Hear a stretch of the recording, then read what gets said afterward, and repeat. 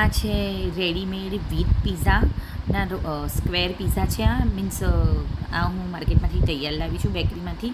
અને જે લોકો મેંદો ખાવાનું એવોઇડ કરવા માંગતા હોય તે આ વ્હીટ પિઝા લાવી શકે છે. આ સ્ક્વેરમાં આવે છે અને તમે જોઈ શકો છો કે મેં પિઝા સોસ લગાવી દીધો છે. ત્યારબાદ થોડું માયોનીઝ લગાવી અને કેપ્સિકમ, મકાઈના દાણા અને ડુંગળીને વેજીટેબલ તરીકે સ્પ્રિંકલ કરી દીધી છે. ચીલી ફ્લેક્સ ને ઓરેગાનો મેં લગાવી દીધું, ઉપર સ્પ્રિંકલ કરી દીધું છે, લગાવી દીધું છે.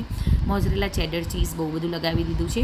અને ચીઝ સ્લાઇસ મારી પાસે હતી તો મેં ચીઝ સ્લાઇસ પણ ઉપર સ્પ્રિંકલ કરી છે, રફલી લગાવી દીધી છે.